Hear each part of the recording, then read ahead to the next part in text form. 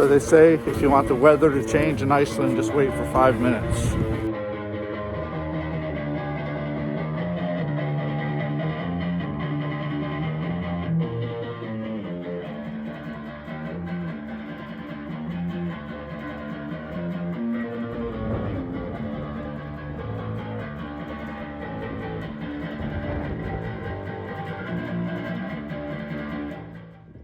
Hey guys, how's everybody doing? Long time no see. This video talks about my trip to Iceland. I hadn't really planned on doing a video for this program, but I did bring a Canon R5, my Leica M6, my Leica M10, and just tried all the different cameras in Iceland, and just wanted to show you guys, how they functioned or how they worked and what kind of images I was able to capture. So like I said, I hadn't planned on really doing a video. About halfway through, I started doing some iPhone footage of myself, just talking into the camera and such. And this is what I put together. So I left Orlando, 7.5 hour flight into Iceland, landed there in the morning. And I stayed in Reykjavik by myself for 2 nights. Explored the city, got used to the culture, prices, things are different. I just searched and learned a lot of stuff, and it was really cool. And then on Friday, we all met. There was 8 of us that went on this trip. It was Storm Expedition with Ben and Siggi. They're phenomenal. I'll put a link in there so you guys can follow some of their stuff. Remarkable stuff. But needless to say, got a lot of snow, got a lot of blizzards, got a little bit of sun, and we were able to catch about 10 minutes of the Northern Lights. So if you're interested, just sit back, enjoy this, watch this piece. I hope you like it, and I'll catch up with you later. Thank you. So my adventure begins in Orlando, Florida, where the weather was 83 degrees Fahrenheit on the day that I left. I left at 5 o'clock at night, got onto the airplane and started heading towards Iceland. It was about a 7.5 hour trip before I landed in KEF Airport, which is actually not Reykjavik Airport. It says Reykjavik, but it's about 40 minutes away. But that's the direct flight that I had from Orlando, so that's the one that I took. I was able to sleep about 3 or 4 hours. The flight wasn't that packed, but they tell me that over the summertime you can't even find a seat. Made it. I'm really lucky that I went when I did. Everything was really cool. Landed, like I said, about 6:30 in the morning, and when I got there it was already, I think, 30 degrees or 29 degrees Fahrenheit. They loaded us up onto a bus at the airport, where we took the road all the way to Reykjavik. It was unfortunately pretty dark outside still, so I wasn't able to see a lot of the attractions or a lot of what the environment was. So here I am. It's 9 o'clock in the morning. 5 hours of daylight today. So I'm just gonna walk around, figure out what's where, stay here for a day or two before I go to the Highlands. So let's see what we get.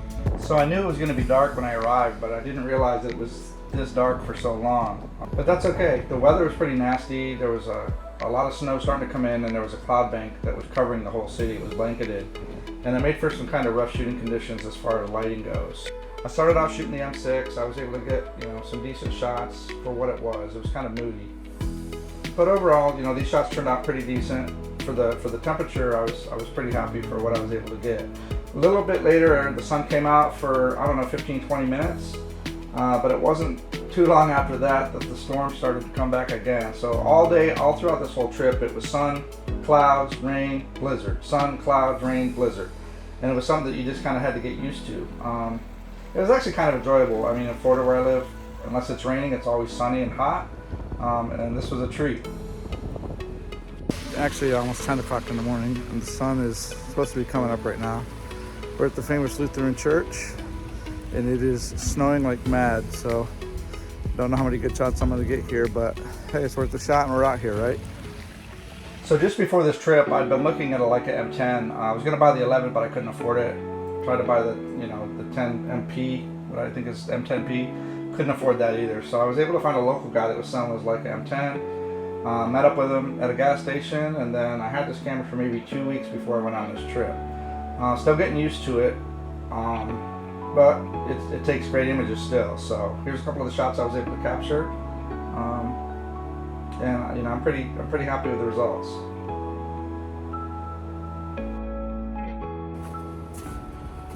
So they say if you want the weather to change in Iceland, just wait for 5 minutes. A minute ago I could see the church in front of me, and now I can't even see it. So I have to admit that I was a little bit nervous about taking the M6 and the Leica M10 out in the weather. People told me that these cameras were rugged, they were workhorses, they were built for this thing, you know, this kind of weather and stuff, but I still had my reservations. So I tried to cover up the camera as much as I could. Just some of the shots were so cool, I figured, you know, I had to try to take the chance while I was here. I wasn't sure when I was going to come back or if the weather was going to get any nastier or stay this way. So I played with some of the settings. Everything was manual focus, obviously.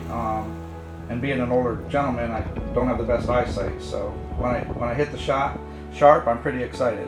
So these are a couple of the images that I took, both with the M6 and with the M10. They have some editing, not a lot of editing, just enough to clean them up a little bit, make them sharp, a little bit sharper. But this is what I got. I'm pretty happy overall with the weather conditions that I had.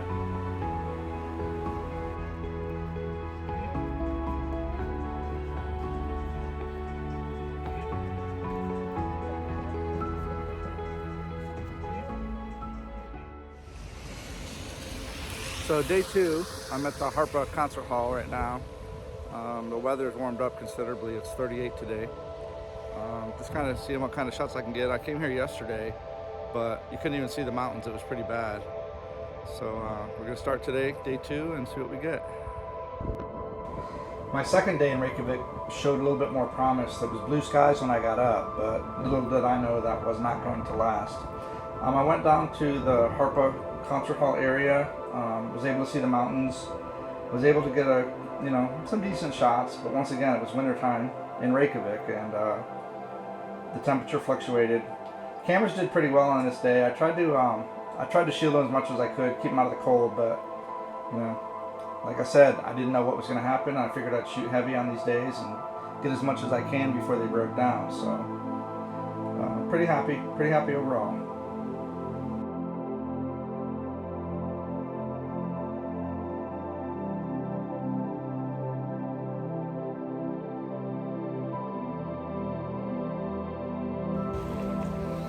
Alright, well it appears as the rain has made its way here, so I'm going to stop for a few and then we're going to get started in a little bit.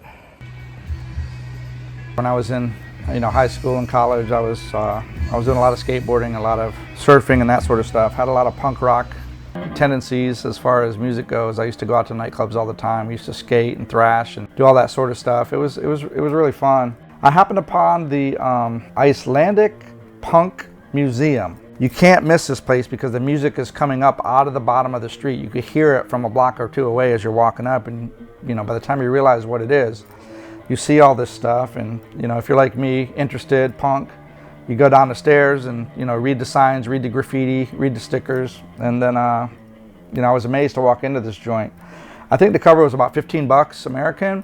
And when I got in there, they had old posters, rock posters, memorabilia, leather jackets, all the stuff that I used to be into, almost 40 years ago. It was pretty crazy, but it was a really nostalgic feeling for me. Got to talk to one of the workers there and listen to some music on the headphones that are hanging from the ceiling, and actually played a litall bit of the drums myself. So all in all, it was a pretty kick-ass little experience. If you're into that stuff, I would suggest it. It's just kind of cool, and it just, once again, brings back a wash of memories.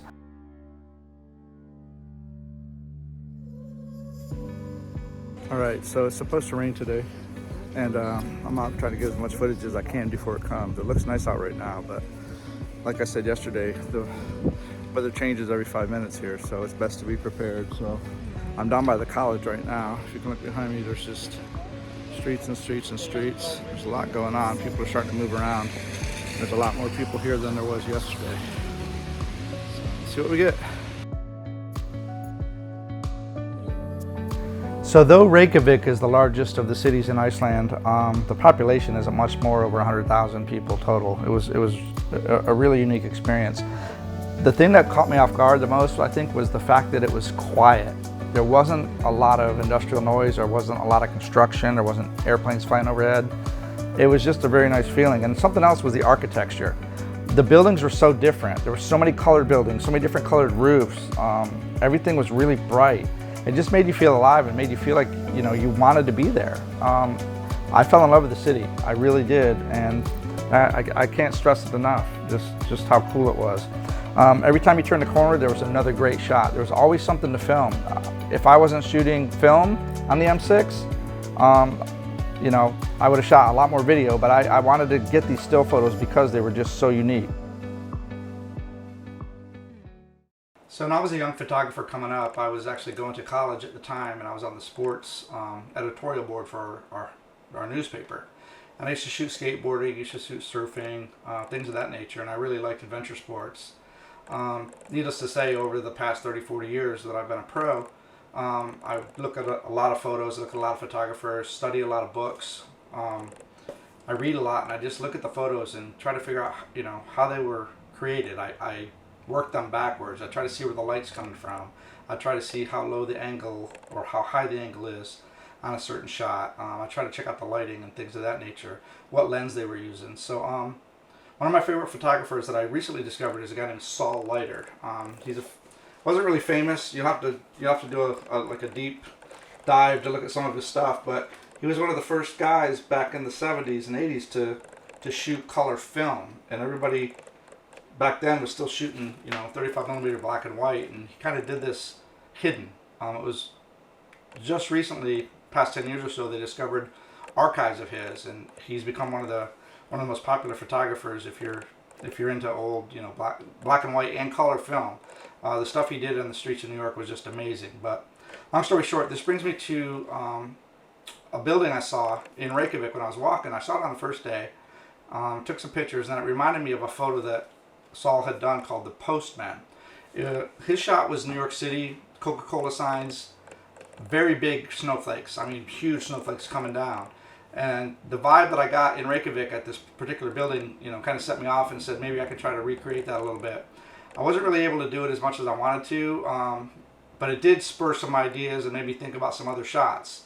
So I'm not really going anywhere with this. I just want to let you know that it's really good to maybe not copy directly somebody's work, but to emulate their style or see what they were going for, and, you know, see how close you can get to doing what they did or recreate what they did. So that's what I tried in some of these photos. I'll show you right now. I shot a little bit of film and I shot a little bit of digital. Didn't really work out, but at the same time I had such a good time walking the streets and doing this. And that's what it's all about. It's having fun. You know, it shouldn't be work all the time. So I just encourage you to take your time, explore a little bit, make yourself feel good, and just, you know, shoot for yourself sometimes.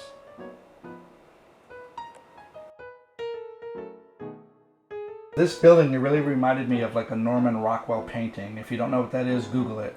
There's hundreds of them. It just brought this nostalgic feeling back for me. Made me think of my childhood, growing up in Canastota, New York, with snow and, you know, Postman and Coca-Cola. It was just, I don't know, it just reminded me of my childhood. I didn't nail the image like I wanted to, but I gave it a good go with the conditions that I had, and overall I was just super pleased to have this shot. I know I'll be going back there someday, and maybe I'll get closer to what I was dreaming about. After unsuccessfully getting the shot I wanted to recreate, decided to head back to the hotel, and it was then that my WhatsApp phone rang, and it was Alexander Korfer from Paris. He was staying in the same hotel I was, and he wanted to get together. So we went out, had a couple beers, and talked about photography.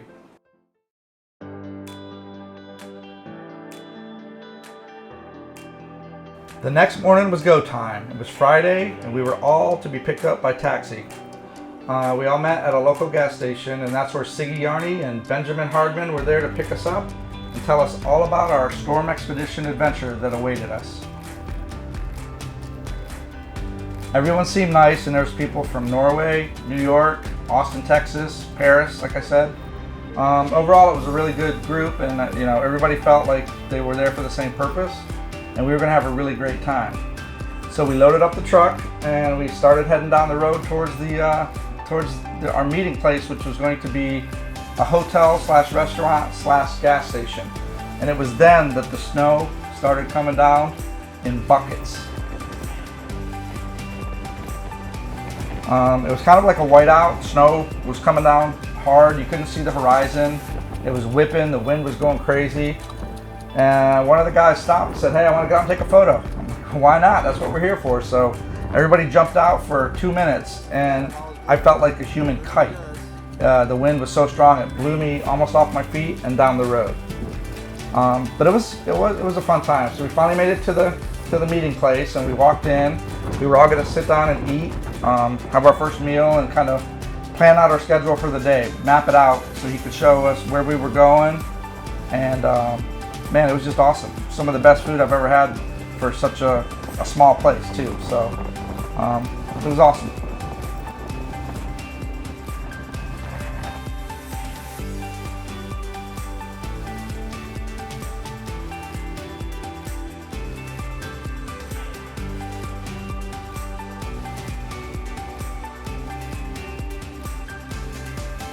Þetta reddast.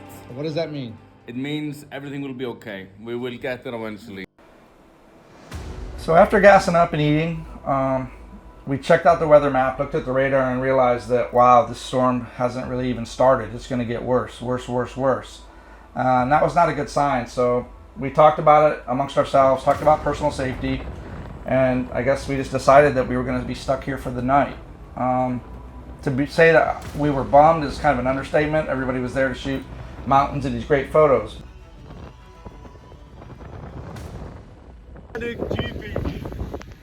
What are we about to do? We're going on a mission to my cabin in a crazy storm. But we were fortunate that we met very experienced 4x4 club in Iceland. So together on 5 cars instead of 2, we have a better chance. Sounds like a plan. Should we do it? Let's do it! Let's do it! After we ate, there was 3 guys that were coming through with a Jeep club, older men, each had their own Jeep, and they said, you know what? We're going to go to a party on the other side of the island, or the other side of Iceland. If you want to follow us, you're more than welcome to. And we figured, well, let's take a vote, and it was ultimately decided in about 20 seconds that, yeah, we're following. So we packed up everything, got our snow boots back on, and headed down the trail.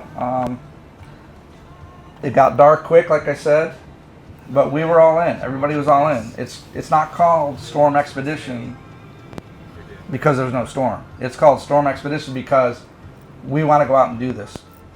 All I could say was like a hurricane with snow. I've been through multiple hurricanes, and this was bad. Isn't that what life's all about? You know? Living life, having an adventure.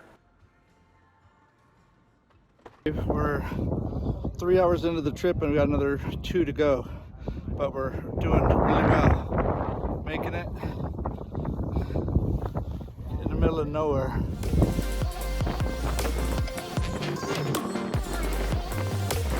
It was a bumpy ride for sure, and it was a dark ride.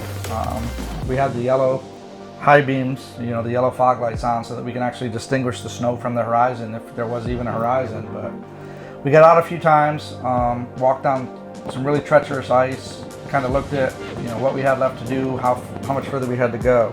It was a cool time. It was, you know, quick, it was cold, but man, it was worth it. It was really worth it. Got stuck again a couple times, but little did we know we were only minutes away from heaven.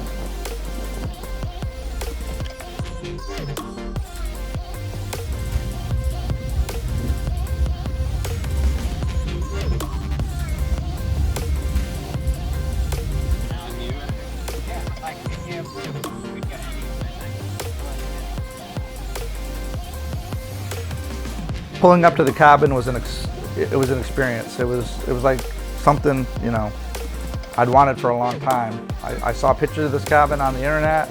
I've seen photos of it, and to actually be there in person was, yeah, that was definitely worth everything I've gone through to get there. And man, I was just excited to get my camera ready for tomorrow.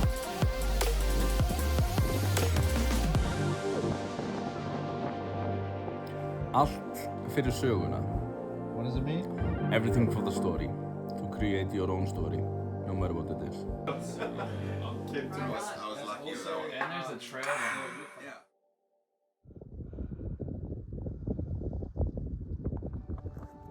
That first morning felt like a Christmas day to a 5-year-old. It was amazing.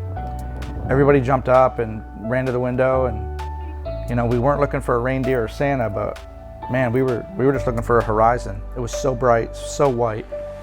it was another planet. It really was.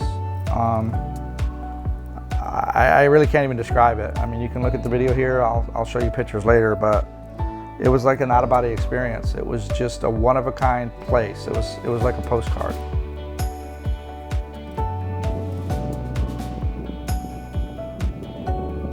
Everybody got their boots on, everybody got their gloves on, got the cameras ready, and we just headed out. You know, it was shoot day #1 for us at Storm Expedition, you know, home base.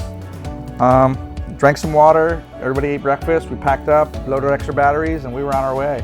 The sun came up for, like I said, another 5 hours or so, but yeah, it was just wild. It was a different feeling shooting in the snow. Your fingers literally froze. It was in the minus degrees, that's all I can say. I loaded the Leica M6 up, shot with the Leica M10, and you know, just once again, the cameras got cold pretty quick. I mean, I did have some shutter issues with the M10. I'll talk about that a little bit later, but for the most part, the images that we were able to capture were pretty cool. Ben taught us how to set up our cameras, what's best to look for as far as, you know, exposure with the whites and the brights and the clouds. So for a learning experience, for a workshop, it was really wicked. I definitely would recommend it. But yeah, just check out some of these shots real quick. We all kind of got to one meeting point and split up. Some of us went to the old building, some of us went to an old storage shed, some of us went to top of the mountain. So all in all, you know, everybody's images were different. I'm showing you maybe, I don't know, 100 photos in this video. I shot 8,000 videos that day. There's images I'm still going through, and there's stuff that looks even better than this. I had such a good time, and you know, can't wait to go back. In fact, I've already booked my next trip. So, you know, if you have any questions, you know, leave them in the comments down below, and I'll answer whatever questions I can for you. But to say it was a storm expedition, it really, really was. So, just check out some of these photos real quick, and I'll be right back. So all these images were edited in Photoshop. I didn't really do a whole lot to them. I adjusted the brightness a little bit and maybe added a little bit of vibrance. But for the most part, what you see is what you get. The Canon R5 took some really good photos as well. So the Leica and the Canon both performed, you know, phenomenally. Batteries lasted a lot longer than I thought they would. Everybody was saying if they get dead, put them close to your body. It was so cold that we weren't out there that long. So the batteries didn't really have a chance to die. So after filming outside for a few hours and driving around, we headed back to the cabin. The sun was starting to go down. I think it was 3 o'clock. So, you know, overall we had a good day. We didn't really have a whole lot of snow, but as soon as we got back to the cabin, oh my gosh, here they came again. You know, it was crazy. There were big flakes, and Ben decided to put on a headlamp, jump in his Jeep, and drive around the mountains. And it was really cool because we were able to get some, you know, advertising type shots, or, you know, adventure type shots. It was a really cool thing to do. They had just gotten the Jeep and the Ford outfitted with some new lights, and they kind of wanted to play with those a little bit. And it was cool for us because, like I said, a lot of us had not experienced this before. We've been in the snow, we've been snowboarding, we've been skiing or whatever, but this was just a totally different trip. Siggi cooked the lamb about 3 hours in the snow. It was the most delicious thing I've ever eaten. And then it was back out to do some night photography. So everybody had different angles, everybody had different ideas, and, you know, Ben and Siggi did their best to accommodate, and it turned out to be really cool. They got some really amazing shots, some really amazing video. We all went to bed around 11:30 that night. We were wore out, but then Siggi came in and woke us up. 1 o'clock in the morning. Said, guys, girls, guys, whatever, get up, the lights are here, the lights are here. I think we had a total of maybe 10 to 12 minutes of getting to the Northern Lights, and it was done. The cloud cover was too bad, but this is what we were able to capture. This was shot on a Canon R5, 30-second exposure, and I was just blessed to be able to see, to get what we got. You know, to say I was happy would be an understatement. This trip just rocked. Ben took the time the next morning to go over some of his edits, styles, and, you know, how we can make the photos look a little bit better. And overall, it was just a great feeling. All right, y'all, so we're leaving the cabin. It's been 3 days. Got some tremendous weather, just ridiculous shots. It's unbelievable to be here. This is one of the best workshops I've ever been to. Can't recommend it highly enough. But the Leica held up pretty well. The batteries drained pretty quick. The Canon survived minus 20 degrees. I mean, it was ridiculous. I did have some shutter issues. The shutter stuck a couple times. I was mechanical and digital. You can't expect gear to operate in these conditions, but it did really well. So thanks for watching this video.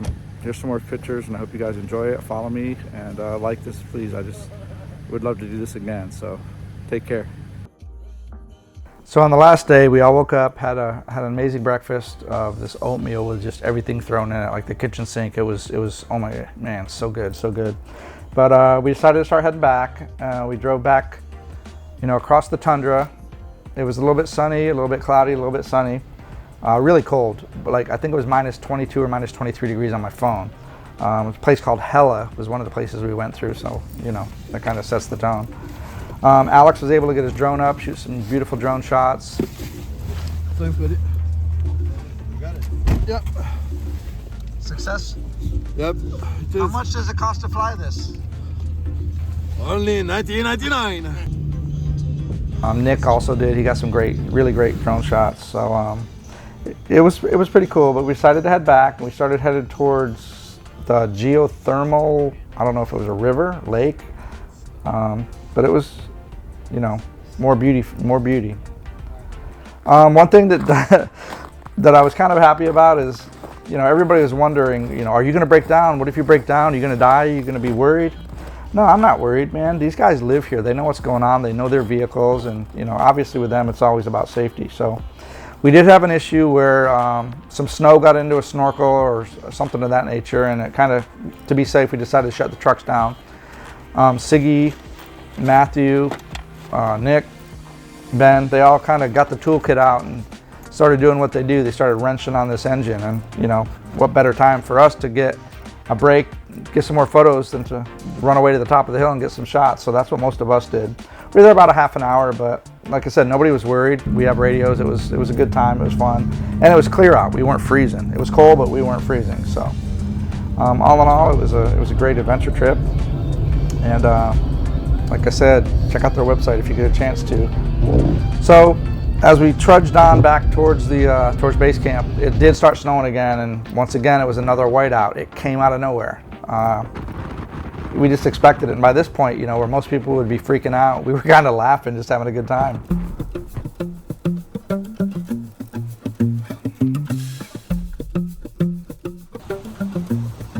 Okay, it's minus 23 degrees right now, and we just are leaving the geothermal falls.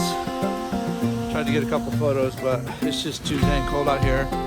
My Canon 70-20 decided to quit zooming unless I really crank on it. The Leica's holding its own though, the Leica film camera, the M6, so I'm pretty happy with that. But not sure where we're headed next, but catch up with you later. Our final hours of the trip were just spent relaxing and taking in everything that we had just witnessed for the last few days.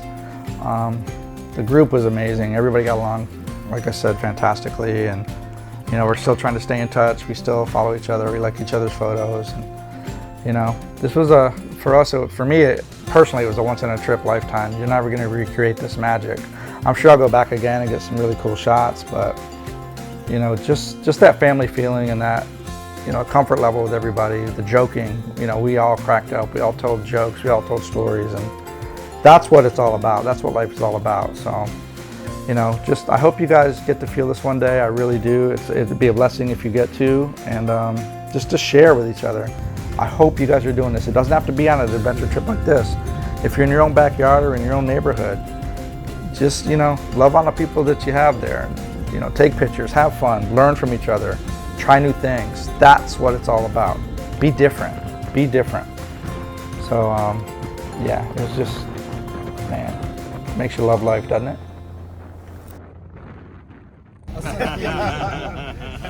It was. It was pretty amazing to see how the weather evolved, start with the most extreme and just ending in this amazing sun and clear day today and good vibes.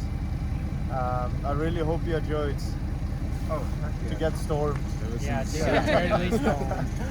And yeah, Look forward to seeing all the images, videos. let's keep the WhatsApp group going. Yeah. And I mean, I do have the feeling that we all are gonna be seeing. At least I'm gonna be seeing all of you again, somewhere down the road. So I would really like this. Thank you guys. Yes. Thank you guys. Who is gonna do the first taxi? So that'll pretty much conclude our trip here in Iceland. Wonderful time, wonderful people. The weather was great. Everything was perfect.